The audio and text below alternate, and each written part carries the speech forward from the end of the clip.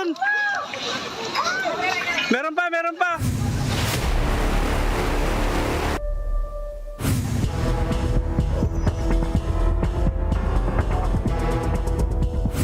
As I said in the SONA, we have to recognize that we are disaster prone, which is we have to be certain that our planning, hindi na natin mapalitan yung mga nakatayo na, but our planning for the future should include all the mitigation, all the science and the knowledge and the learnings on the mitigation of these kinds of disasters. From the nation's capital, all sides, all the time, ako po si Robbie Alampay. And I'm Marisol Halili. The big story tonight. Magnitude 7 earthquake rocked parts of Luzon earlier today. PHIVOLCS located the epicenter in Abra. The tremor was also felt in Metro Manila and other provinces and even damaged some iconic historical structures. Portions of the famous bell tower in the town of Bantay can be seen falling off the structure, as seen in a video captured by a netizen during the earthquake. Several people can also be seen running away from the bell tower to avoid the falling debris.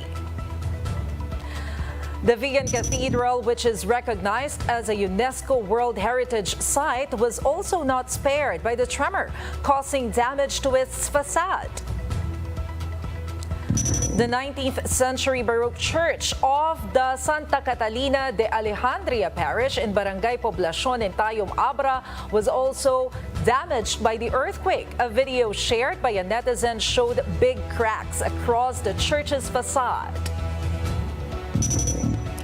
Cracks can also be seen in the ceiling of the Santa Maria Church in Santa Maria, Ilocos Sur, which was declared a UNESCO World Heritage Site in 1993. Over in Benguet, a building collapsed in La Trinidad, causing the death of a construction worker. Some buildings also tilted to one side after the quake. Students from Divine World College in Vigan, Ilocos Sur rushed out of the church during a holy mass after the earthquake struck the city. The students were supposed to have a graduation ceremony, but it was canceled due to calamity. Vigan Mayor Bonito Singson says they cannot provide any exact figures just yet, but he did note that the city definitely sustained a lot of damage. He noted that visits are discouraged for now, while those who are already in the area may stay until their safety is ensured. A lot of structures sustained damages, no?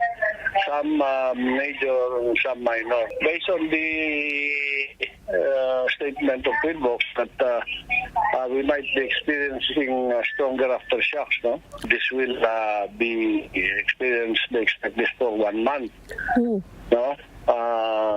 Until mag-die down. So we're suspending classes and offices for until further notice due to public safety. Should Luzon be bracing itself for more strong earthquakes? Let's get the answers from PHIVOLCS Director Renato Solidum. He's joining us live via Zoom. Sir, good evening. Good evening. Sir, so far, how many aftershocks have already been recorded? As of 7 p.m. tonight, we had 343 aftershocks recorded, and the highest magnitude aftershock was magnitude 5.4, which occurred at 3:38 this afternoon. Dr. Sidudum, is there anything peculiar about this particular quake? And for that matter, beyond the size, the magnitude of the earthquake itself, what can you tell us about the areas, the region, the provinces that it hit in terms of its soil, in terms of its ground? Is there anything there that is an aggravating factor to the impact of this earthquake? Well, essentially, the magnitude was 7. It caused strong shaking, at least intensity 7, in the province of Abra. And since this is mountainous, we would see a lot of landslides that have occurred, aside from the damages to houses and buildings. On the coastal areas like Vigan, as we know, Vigan is a city as well as the other towns of Ilocos Sur that have been settled upon sandy deposits, and these are usually with a lot of water. And during a strong ground shaking, the shaking will be amplified.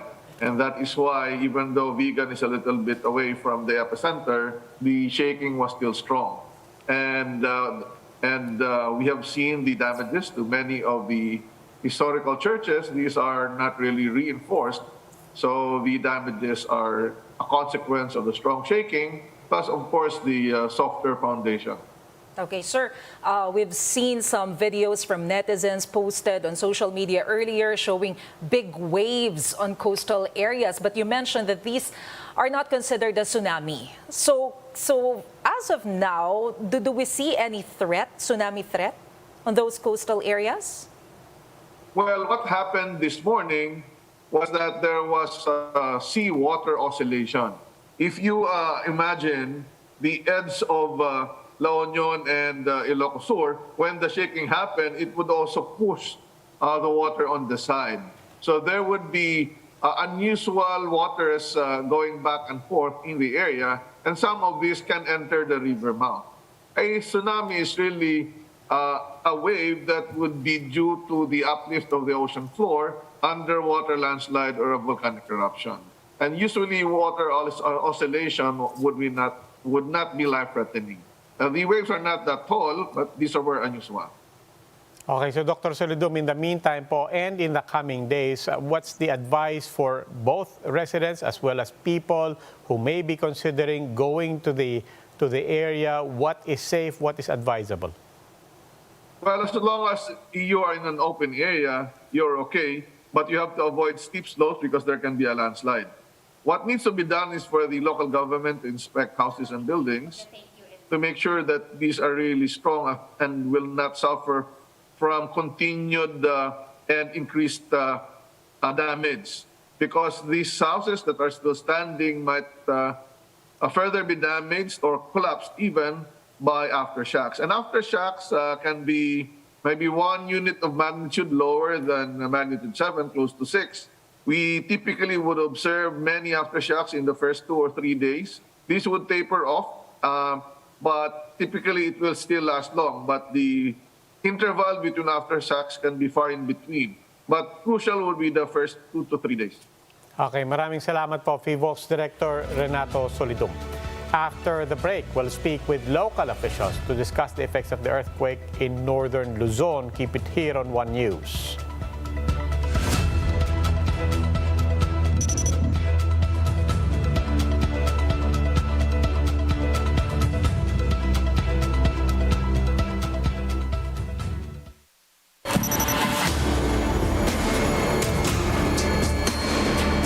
A key sector in our transformation plans is that of energy.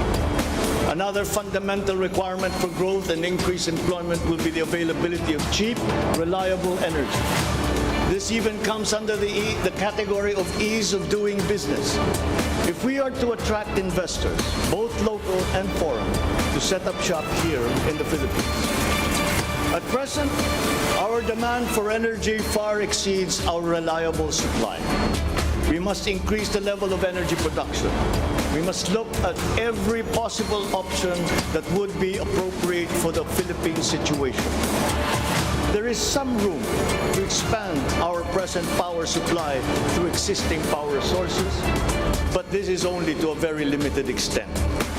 We must build new power plants.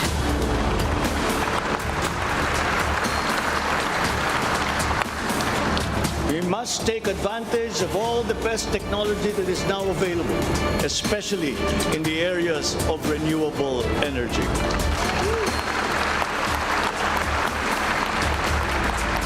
Our search for new power sources should always be with an eye to improving the mix of the energy supply between traditional and renewable sources. The technology on renewable energy is progressing rapidly, and many of these technologies are appropriate for the Philippines. I believe that it is time also to re-examine our strategy towards building nuclear power plants in the Philippines.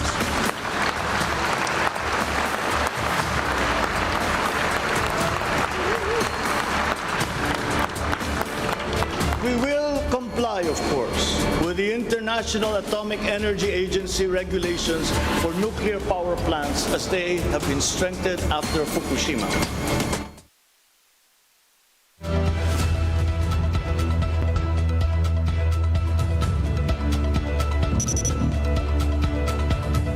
You're watching The Big Story here on One News. Now that another major earthquake has jolted the Philippines, let's have a recap of the basics of earthquake reporting and the last major quakes recorded in the Philippines. Here's what we know. PHIVOLCS reports two basic features of an earthquake. That's magnitude and intensity. Magnitude is the amount of energy released by an earthquake at its epicenter. This is determined by an instrument called a seismograph. Intensity, on the other hand, is the strength of the earthquake that is perceived and actually felt by people in a certain locality. Intensities generally get higher near the epicenter of a quake. Let's now compare the latest Abra quake to the 7.2 magnitude quake recorded in Bohol back in 2013. While the magnitude of both quakes are almost the same, there is one big difference between them. This is their depth of focus. The Abra earthquake had a deeper depth of focus at 70 kilometers, while the Bohol quake was 12 kilometers deep.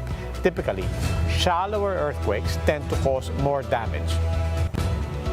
Now let's talk about the 1990 Luzon earthquake. This is one of the strongest tremors ever recorded in Philippine history. Compared to the recent earthquake, the 1990 Luzon quake had a magnitude of 7.8. That's according to PHIVOLCS. And while Baguio suffered the most damage during that time, the epicenter of the 1990 quake was actually in Rizal, Nueva Ecija. Although PHIVOLCS Director Renato Soridum said that the recent quake will not trigger a repeat of the 1992 or the 1990 Luzon earthquake. That's because the fault line that triggered the latest quake was the Abra River fault, while the 1990 Luzon earthquake was triggered by the Digdig fault. Defined naman itong fault na to, kaya isa sa mga active faults na tinitingnan natin na posibleng magdulot ng malalakas na lindol. Historically, walang recent na major earthquake. Identified po ito, no? Na isang earthquake generator na pwedeng magpakawala ng isang malakas na lindol. And here to give us updates on the effects of the earthquake in Vigan, Ilocos Sur, we have Mayor Bonito Singson. He's joining us tonight via Zoom. Welcome to The Big Story, Mayor Singson. Magandang gabi po sa inyong lahat at inyong subaybay po. At magandang gabi po at maraming salamat po. We know you're very busy at maraming kailangan asikasuhin dyan. We do appreciate your taking time to be with us. Kamustahin po namin kayo at ang mga kababayan nyo dyan sa Vigan. Kamusta po ang lahat dyan? So far, we're better off than expected naman. Prior to our people, our team leaders have done an assessment already. And so far, we have reported 50 plus houses to have sustained some damages. Yung City Hall natin did not sustain any damage. But because of the numerous ancestral old and old buildings here, expected ko yung merong mga ruins that totally collapsed. And then of course, more famous is yung facade ng ating Vigan Cathedral, yung kanyang we sustained some damages. But otherwise, on the structural integrity of the buildings, we will still be able to determine that tomorrow when we conduct more thorough investigation, especially on the foundations of all our ancestral buildings. As we all know, during the time that these were constructed,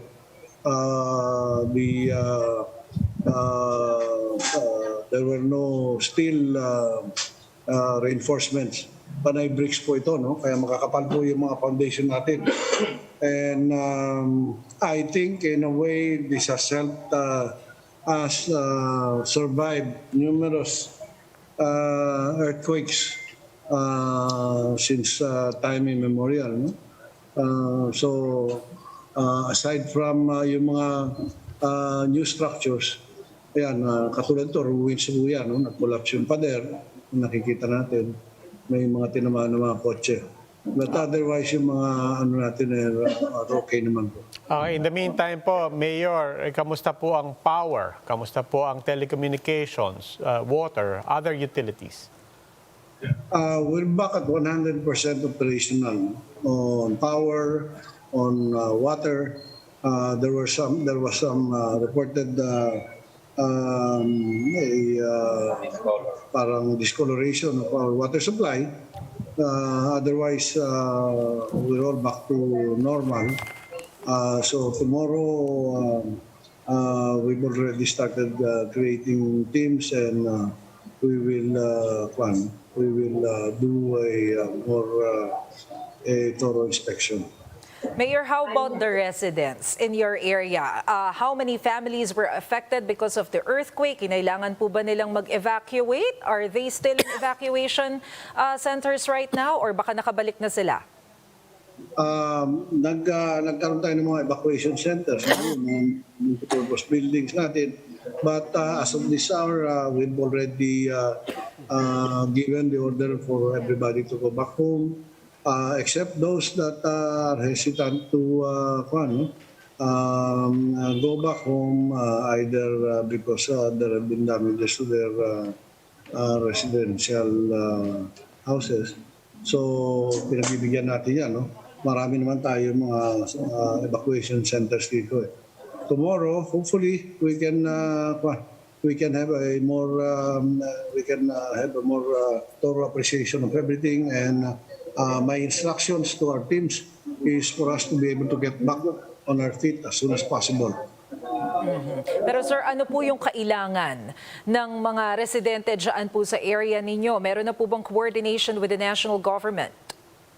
Yes, a lot of the national government agencies already started communicating with our other local officials and agencies also.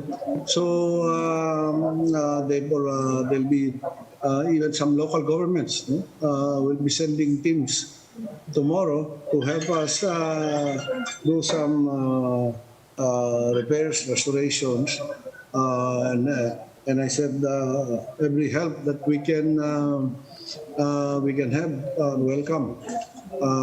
We want to, like with similar situation, we want to get back right away. No, we want to normalize right away, and I've authorized already the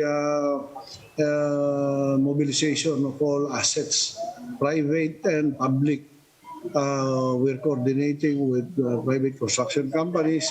We've gotten commitments for us to utilize their construction equipment if needed. And we will be meeting with various engineers and architects, especially restoration architects, tomorrow, so that we can we can get back to normal as soon as possible. Mayor, nabanggit niyo po yung restoration architects especially, and alam naman po natin lahat pagka binanggit ang vegan, even Filipinos who have never been there know it for its heritage district and the heritage city. Talk to us a bit about that. You've talked about the structural damage throughout the city and throughout the region, but talk to us a bit about the structural soundness and the work that has also gone into strengthening the foundations of the structures in the heritage district, and what are the remaining vulnerabilities there? Well, we've had some experience in preserving our ancestral structures, especially with our experience of previous earthquakes, 1990s and what. So this time around, we will be looking at the possibility of intervening officially to our ancestral houses, which we consider as our national treasure. Heritage natin to. And we all know that some of our residential owners are not financially capable of sustaining or reinforcing these ancestral houses. So we will be talking about the possibility, we will be planning for the possible intervention of the city government to preserve our heritage. Okay, maraming salamat po at ingat po kayong lahat dyan. Vigan City Mayor Bonito Singson. We will pause for a short break. Keep it here on One News.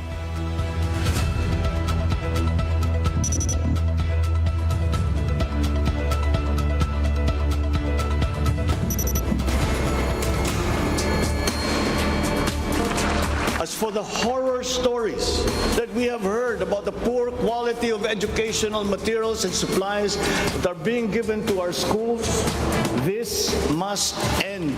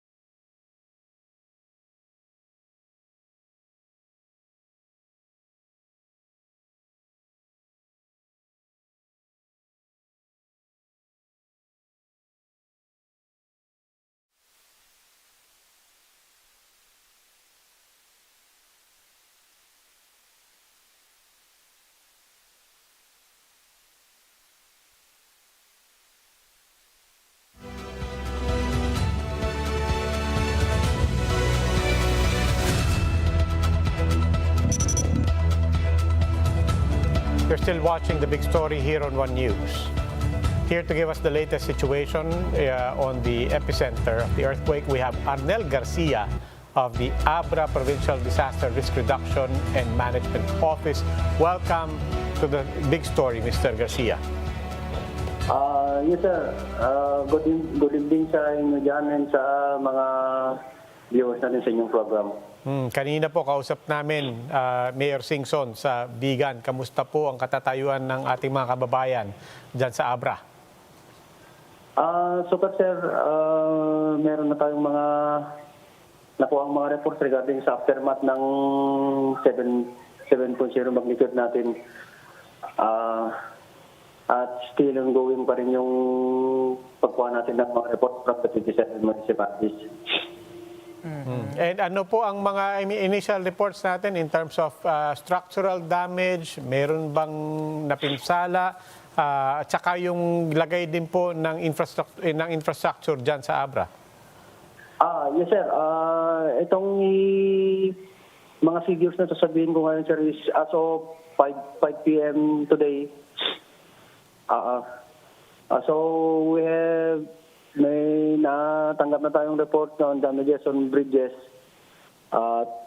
from 3 from Bangged and 1 from Lagangilang. For info lang po, sir, ang epicenter natin is Lagangilang. With government facilities and buildings, 54 po tayo. Sa houses po, sir, meron na po tayong 1,274 na damages. Mix na po 'yon sa partially at sa totally. So hindi natin na-breakdown yung sa partial at totally, sir, yung total na lang. And we have commercial building 7. For the roads naman, we have not passable in the municipality. Hello. Yes, sir. Yung binabanggit niyo po yung mga kalsada? Yes, sir. We have unpassable roads in the municipalities of Bulinay, Buklok, Dagyuman, Lacob, portions of the Abra, Kalinga Road, and Licombahay, Santo Tomas, and Manabo. In the municipality of Luba, Balibcong, Barangay Ulo in San Isidro and the Bira Madegnac Road in the municipality of Tineg. Ibig sabihin po ba nito, merong mga barangay na inaccessible? Yes sir, yes sir. Yung four municipalities na una kong binanggit, hindi sila accessible as of reporting time, sir. The entire municipality? Yes sir. Kasi may major landslide yung nangyari doon, so cannot be penetratable pa, sir. Nako, so sir, gaano karami yung mga residente dun sa mga inaccessible na barangay? Municipalities, rather?